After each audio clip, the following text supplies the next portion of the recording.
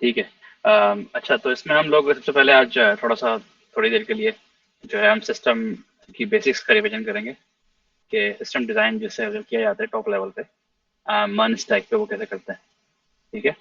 तो ये इसके करने के दो वजूहत हैं। एक तो ये है कि आप लोगों को सिस्टम लेवल अंडरस्टैंडिंग दी जाए वेब डेवलपमेंट की, और उसके अलावा इंटरव्यू के अंदर भी ये पूछ सकते हैं आपके इंटरव्यू। ठीक है।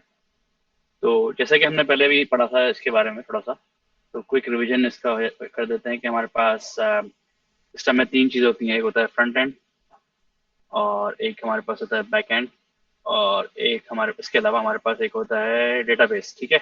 उसके अलावा भी कुछ चीज़ें होती हैं, लेकिन अभी हम उसमें नहीं जाएंगे डिटेल्स में, वो नेक्स्ट टाइम पे जाएंगे। तो सबसे बड़ा जो इम्पोर्टेंट पॉइंट है वो है रिक्वेस्ट और रिस्पॉन्स को समझना। ठीक है। तो अगर हम इसको यहाँ पे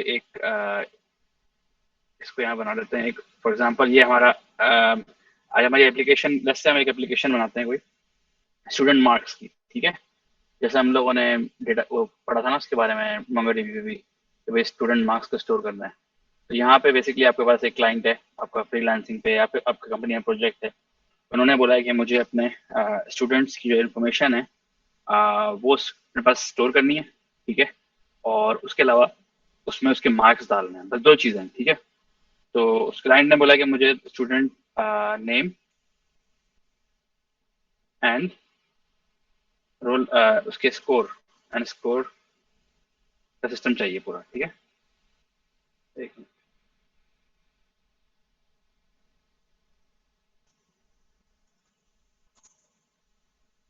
ठीक है।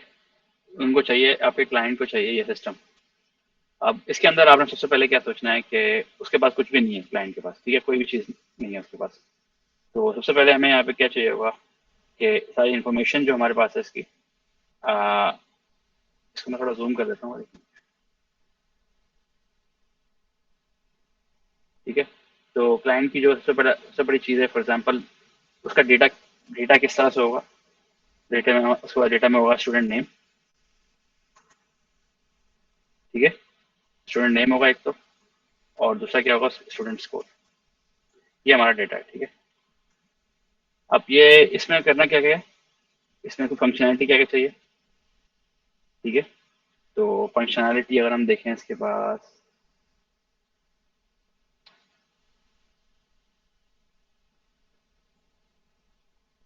तो ये तो उसका डेटाबेस हो गया।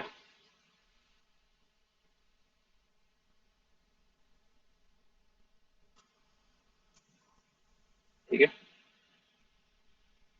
और इसमें थोड़ा सा एडिट करना मुश्किल हो रहा है।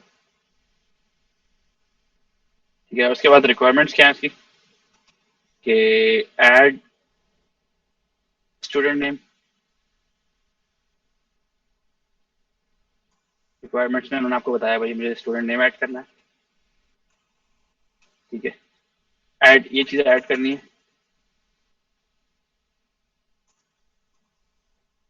ठीक है। अच्छा, ठीक है। इसके अलावा उसने कहा है कि भाई हमें इनको एडिट, अगर ऐड होने के बाद एडिट एडिट कर सकें सिर्फ स्टूडेंट स्कोर, क्योंकि स्टूडेंट नेम तो आप एडिट नहीं करेंगे फॉर एग्जाम्पल। ये उसकी रिक्वायरमेंट है। ठीक है। और इसके अलावा रीड का ऑप्शन सेकंड होना चाहिए। तो ये बहुत, इसका एडिटर बहुत ख़राब है।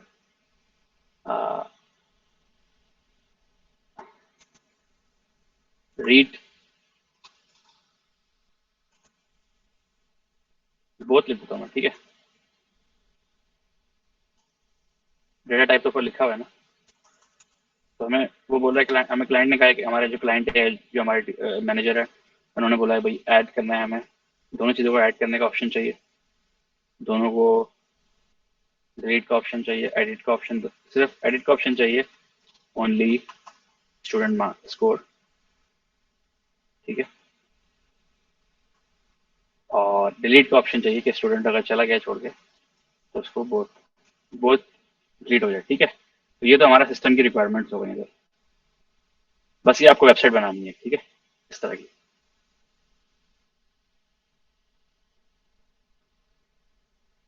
ठीक है। तो इसका ये बहुत सिंपल सी वेबसाइट है। तो इसको फिर हमने डिसाइड करना है किस टेक्नोलॉजी को यूज़ करना है। हम तो इस कोर्स में मर्न के बारे में ही पढ़ रहे हैं ज़्यादातर, तो अभी फिलहाल तो हम मर्न पे ही फोकस करते हैं। ठीक है। कि किस तरह से मन बनाया जाएगा। तो सबसे पहले हमें यहाँ पे क्या चाहिए कि डेटा बेसिकली, क्योंकि ये ऐड कौन कर रहा है, ये टीचर ऐड कर रहा है, तो ये एक तरह से टीचर के लिए पैनल बन रहा है, टीचर पैनल बोल सकते हैं इसको, ठीक है। तो हमारा टीचर पैनल होगा एक इधर। तो टीचर क्या करेगा, जाके इसमें उसके पास हमें छोटा सा GUI उसका इंटरफेस बना देंगे अंदर इसके, जिसमें फॉर एग्जांपल वो जाएगा और उसके पास दो बॉक्सेस होंगे। अच्छा, ये चीज़ें डिज़ाइन की होती हैं, मैं बस बेसिक लेवल बता रहा हूँ। हमारा तो UI UX डिज़ाइन जो होता है ना, उसके अंदर फिर ये चीज़ें होती हैं, ठीक है। यहाँ पे इसके पास होगा, मतलब स्टूडेंट नेम डालेगा इधर, वो फॉर्म होगा जो भी, ठीक है। और फिर आगे क्लिक कर देगा ऐड, ठीक है। स्टूडेंट नेम और एक मिनट।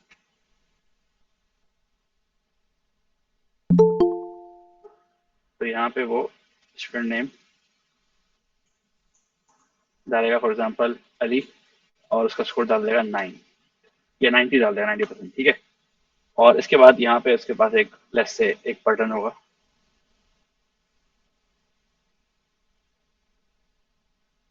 ठीक है। उस पर लिखा होगा ऐड, सही है। तो इस तरह से उसके पास आ जाएगा एक ऐड का। और फॉर एग्जांपल यहीं पे उसके पास एक व्यू का बटन भी होगा, सारे जो जितने भी स्टूडेंट्स ऑलरेडी एडेड हैं वो सब उसको नजर आ जाए। और उसके आगे फिर एक क्रॉस का बटन हो सकता है, इससे वो डिलीट कर सकता है, ठीक है, या एडिट कर सकता है, एक पेंसिल बनी हो सकती है साथ में। सही है। तो ये तो हमारा हो गया फ्रंट एंड। इसको हम बना सकते हैं रिएक्ट के अंदर। आप लोगों ने अभी जावास्क्रिप्ट वगैरह पढ़ लिया, इस पर भी बन सकता है। तो HTML, CSS, जावास्क्रिप्ट, स्टाइलिंग के लिए बूटस्ट्रैप यूज कर सकते हैं, ठीक है। और रिएक्ट भी यूज कर सकते हैं हम लोग साथ में। तो ये तो हमारा एक हो गया, एक चीज हमारी, एक पार्ट हो गया इस प्रोजेक्ट का, ठीक है, कि डेटा को ऐड करना है, यहाँ पे डिस्प्ले करना है। जो हमारा क्लाइंट है, हमारा क्लाइंट टीचर पैनल है ना, तो उसके पास वो टीचर है एक तरफ से, तो उसका ये बेसिकली पूरा हो गया उसके पास। अच्छा, अब इसको डिप्लॉय कहाँ करना है हमने, पहले बना के इसको हम डिप्लॉय कर सकते हैं। जैसे आपको बताया था पहले, नेटलीफाई वगैरह पर डिप्लॉय हो सकता है, या फिर अपने कंप्यूटर पे भी हो सकता है, ये जो फाइल्स होती हैं, ठीक है।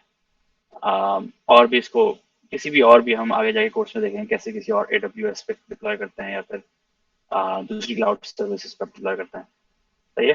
तो ये तो हमारा एक रिएक्ट का जो एप्लीकेशन है, या फिर फ्रंट एंड का जो एप्लीकेशन है, फ्रंट एंड एप्लीकेशन बोलते हैं इसको, ठीक है, जहाँ पे सारा डेटा डिस्प्ले हो रहा है। अच्छा, तो इसको क्लाइंट साइड, ये क्लाइंट हो गया हमारा, ठीक है। यहाँ पे सबको क्लियर है बात यहाँ तक। इसको हम ग्रीन कर देते हैं क्लाइंट को, ठीक है। अब इसके बाद हम आगे चलते हैं, एक और हमारे पास जो है बैकएंड बनाने के लिए, ठीक है। जो बैकएंड है बेसिकली, जो हमारा सर्वर साइड है, छोटी मोटी एप्लीकेशन एक साथ भी हो सकती हैं, ठीक है। जो मर्ज स्टैक होता है ना, अगर इस तरह की एप्लीकेशन है वो एक साथ भी हो सकती हैं, एक ही सर्वर पे सब कुछ हो सकता है, जरूरी नहीं है कि अलग अलग हो। लेकिन सिस्टम लेवल पे बस समझाने का ये कि दो अलग अलग एक तरह से कंपोनेंट्स हैं इसके, ठीक है। अम, अब यहाँ पे हमारे पास फॉर एग्जांपल एक ये येलो कलर का आ गया, और इसके अंदर हमारे पास हम लोग नोट जेएस पे बना सकते हैं इसको, ठीक है। तो ये नोट जेएस का हम लोग बनाएंगे बैकएंड। आपको जैसे पहले बताया था कि नोट जेएस का और एक्सप्रेस का जो माइंड स्टैक के अंदर होता है वो हम यूज कर सकते हैं। आपको बताया था कि ये बेसिकली क्या काम करता है, ये मिडिल मिडिल में ये डेटा के साथ उसको एक्सेस देगा, ठीक है। तो यहाँ पे फॉर एग्जांपल डेटाबेस का कोई, यहाँ पे ये वाला ले लेते हैं डेटाबेस का, ठीक है। तो ये हमारे पास मोंगोडीबी आ गया सर, ऑलराइट। मोंगोडीबी के अंदर हमारे पास इसको हम,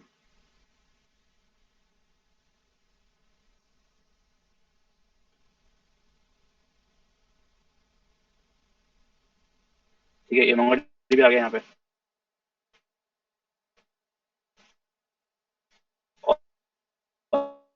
और इसको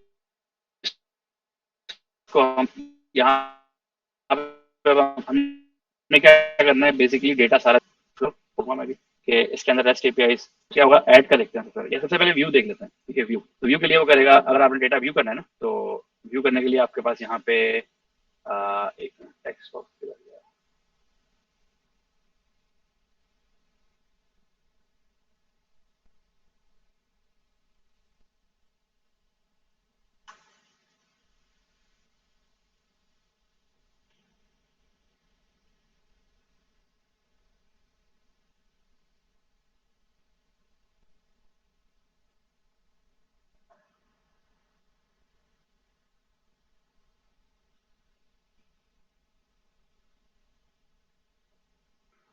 तो व्यू करने के लिए हमें क्या करना होगा यहाँ पे, व्यू करने के लिए हमें गेट रिक्वेस्ट भेजनी पड़ेगी, गेट रिक्वेस्ट, ठीक है। Get send, we will send get request to Node.js backend, ठीक है। तो यहाँ पे हम भेजेंगे send get request to Node.js, ठीक है। अच्छा, वो लगेगी किस तरह की रेस्ट एपीआई, इसमें कैसे रेस्ट एपीआई से डरने की जरूरत नहीं है, बस एक स्ट्रक्चर होता है, ठीक है। तो वो लगेगी कैसे दिखने में, तो फॉर एग्जांपल इस तरह से लगेगी वो, कि जो हमारा सर्वर जहाँ पे डिप्लॉय होगा ना, लेट्स से हमारा सर्वर डिप्लॉय हुआ है AWS पे, ठीक है। aws.myserver, ठीक है, .com, ये उसका यूआरएल हो गया। और यहाँ पे हमारे पास लिखा ये इसका होगा एपीआई। ये नॉर्मली इस तरीके से लिखते हैं, अच्छा प्रैक्टिस होता है, एपीआई लिखना जरूरी होता है। कौन सा वर्जन है, लेट्स से भी फर्स्ट वर्जन डिजाइन कर रहे हैं हम, ठीक है। वर्जन 1 हम डिजाइन कर रहे हैं साथ में, और इसमें हम जो है हम स्टूडेंट्स को ऐड करना चाह रहे हैं ना, तो यहाँ पे स्टूडेंट्स लिख देंगे हम, सही है। तो बस ये हमारा हो गया व्यू पॉइंट, ठीक है, गेट गेट एपीआई। तो इसको गेट एपीआई बोल सकते हैं। तो ये क्या कर रहा है, ये सारा हमारा रिक्वेस्ट भेजेगा। तो थोड़ा सा और इसको सेट कर देते हैं ताकि आपको लगे बिल्कुल इंटरनेट पे जैसे होता है ना वैसे ही होता है। HTTPS www डॉट, ठीक है। तो ये हमारा एंड पॉइंट है, इसको कहते हैं एंड पॉइंट। तो ये रेस्ट एपीआई इसको फॉलो कर रहे हैं, इसका स्ट्रक्चर हम उस तरह से मेथोडोलॉजी फॉलो कर रहे हैं, ठीक है। तो इसके अंदर मतलब एक रेस्ट एपीआई क्या होता है, एक बेसिकली रिप्रेजेंटेशनल वे होता है, एक रिप्रेजेंट करता है। आर जो होता है ना, उसके रिप्रेजेंट को बोलते हैं, रिप्रेजेंट, इस चीज को रिप्रेजेंट करना। तो रेस्ट एपीआई इस तरह से उसको हम लोगों ने एक बेसिकली सॉफ्टवेयर में हम लोगों ने क्या किया, एक तरीका बना लिया कि इसको इस तरह से रिप्रेजेंट करना है, ठीक है। एक एक समझ लें कि आर्किटेक्चर है वही, ठीक है। और कोई सॉफ्टवेयर वगैरह का नाम नहीं होता ये। और उसके अंदर एक चीज और आती है, फॉर एग्जाम्पल HTTP कोड्स जो मैंने आपको बताए थे।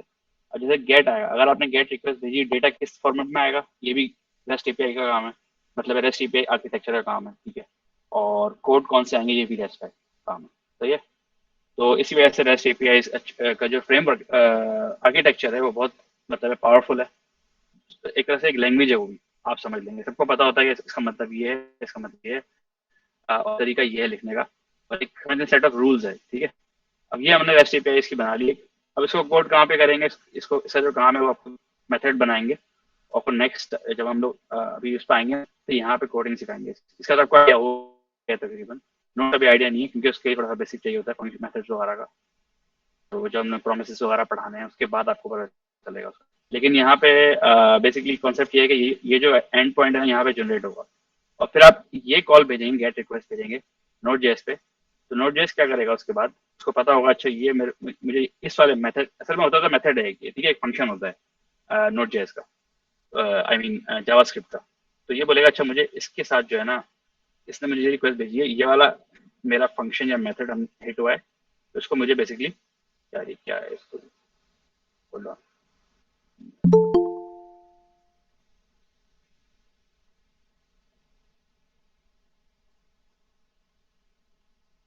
ठीक है। तो अभी क्या करेगा, ये MongoDB को बोलेगा अच्छा मुझे, क्योंकि यही सिर्फ ऑथराइज है MongoDB को एक्सेस करने के लिए, तो ये इसको बोलेगा अच्छा ये डेटा पड़ा हुआ है ना जितना भी, दे दें, सही है।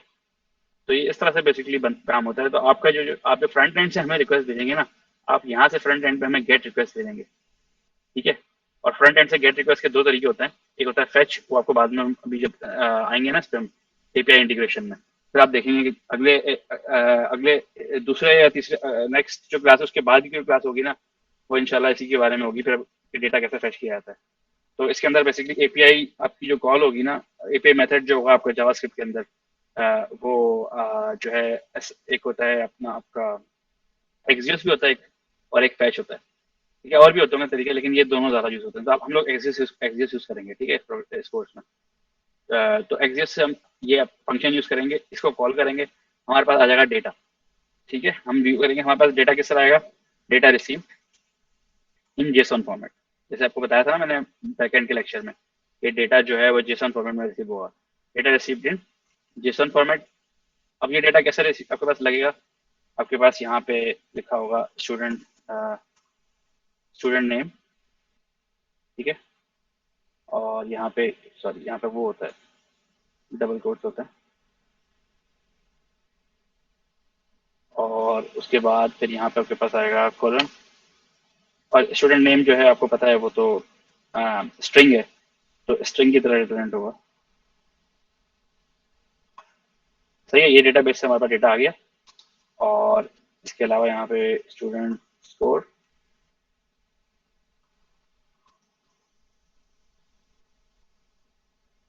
ठीक है।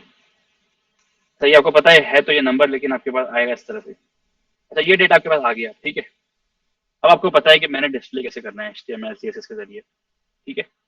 काम आपका हो गया, सारा डेटा आ गया, आपने डिस्प्ले कर दिया। जितने भी स्टूडेंट्स आ रहे हैं लाइन से, वो सब अलग अलग बेसिकली एक एक एरे के अंदर आ जाएंगे सारे, ठीक है। यहाँ पे एक एरे बना हुआ आएगा फॉर एग्जाम्पल, और उसके अंदर फिर आपके पास अलग अलग, और जैसे 4-5 स्टूडेंट्स हैं,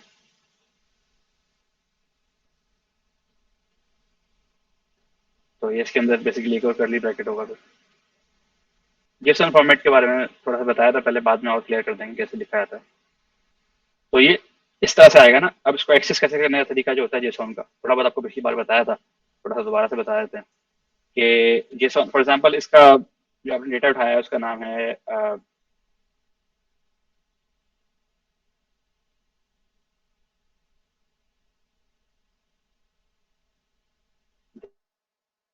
डेटा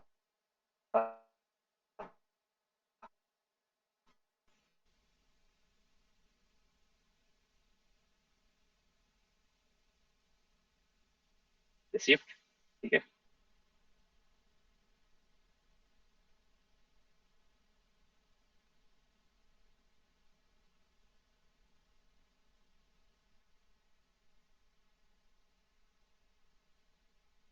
तो डेटा रिसीव में आप बोलेंगे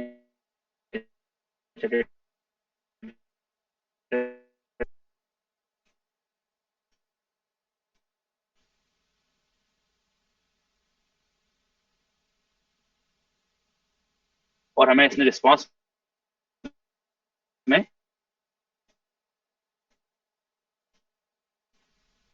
में इसने रिस्पॉन्स भेजा, चीज और भेजनी है, इसने स्टेटस कोड भी भेजा है 200 का, बिकॉज 200 का मतलब ये होता है कि HTTP का कोड होता है कि सब कुछ सही है, डेटा मिल गया मुझे, ठीक है।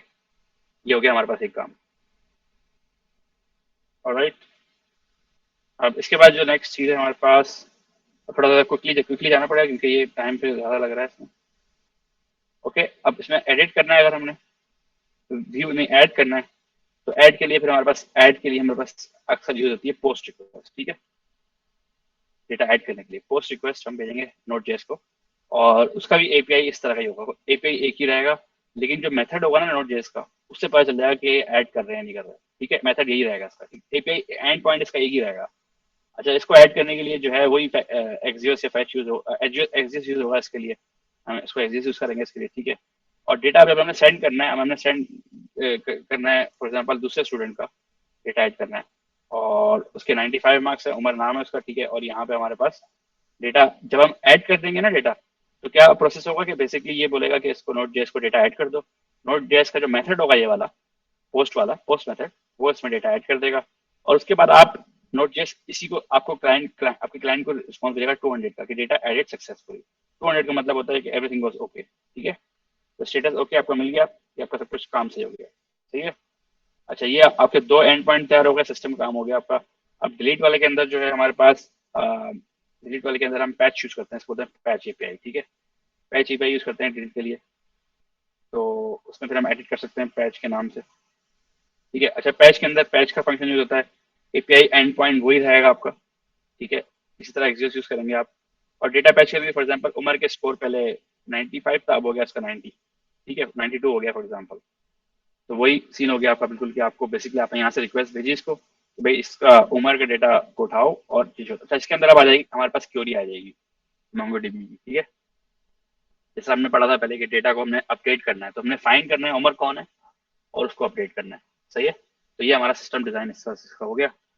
इसके अलावा अब हमारे पास दूसरी चीज जो है, हमारे पास आखिरी एक और चीज है यहाँ पे देखने वाली, डिलीट। तो डिलीट का भी हम लोगों ने पहले मोंगोडीबी में पढ़ा था कि डिलीट कैसे करते हैं। तो जिन लोगों ने वो नहीं देखा, बहुत जरूरी है कि मोंगोडीबी कंप्लीट किया जाए, ताकि आपको पता चले कि बात किस बारे में हो रही है, ठीक है। Send delete request to node JS. अच्छा, इसके अंदर हमें स्टूडेंट का नाम खाली भेजना है, फॉर एग्जांपल।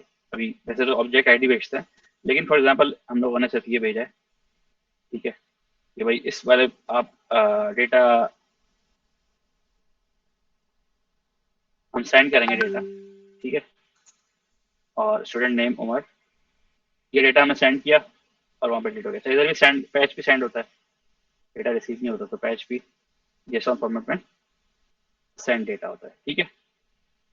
तो हमने यहाँ पे देख लिया कि डेटा के 3 तरीके हैं सेंड करने के। सेंड डेटा इन जेसॉन फॉर्मेट। तो ये हमारे पास रेस्ट एपीआई, सबकी एपीआई एक ही रहेगी, एंड पॉइंट एक ही रहेगा। रेस्ट एपीआई का ये फायदा है, और मेथड्स के नाम अलग अलग होंगे, ठीक है। अच्छा, इसका सबको क्लियर है ये चीज़? कोई क्वेश्चन पूछना है किसी ने इसके बारे से? तो ये हमारी वेबसाइट का बेसिकली सिस्टम डिजाइन हो गया कि किस तरह से हमें क्या काम करना है। हमें एक सर्वर चाहिए नोट जैस का, एक मोंगोडीबी चाहिए, और एक यहाँ पे हमें फ्रंट एंड चाहिए, ठीक है। तो ये पूरा हमारा मन स्टैक पे हो गया, यहाँ पे एक तरह से तैयार हो गया है। क्लाइंट, हमने क्लाइंट की इन्फॉर्मेशन ली और इस तरह से हमने इसको बना के दे दिया, सही है। अब ये इंटरव्यू के अंदर भी ऐसे ही पूछा जाता है सवाल कि आप ये सिस्टम डिजाइन किस तरह से करेंगे। उसके अलावा फ्रीलांसिंग में अगर आपको कोई, अगर किसी को एक्सपीरियंस है तो आपको पता होगा क्लाइंट जो है आपको रिक्वायरमेंट बताता है, फिर आप उसको डिटेल्स बना के भेजते हैं कि भाई इस तरह से मैं करके दूंगा आपको, ठीक है।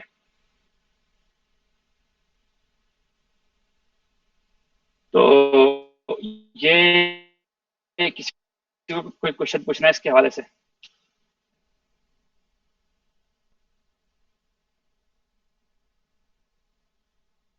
ठीक है, चलें फिर हम आगे चलते हैं। अपना इसकी आप रिकॉर्डिंग अबू बकर बंद कर दें, और मैं ऐसा करूँगा, इसका जो है ना वो क्या कहते हैं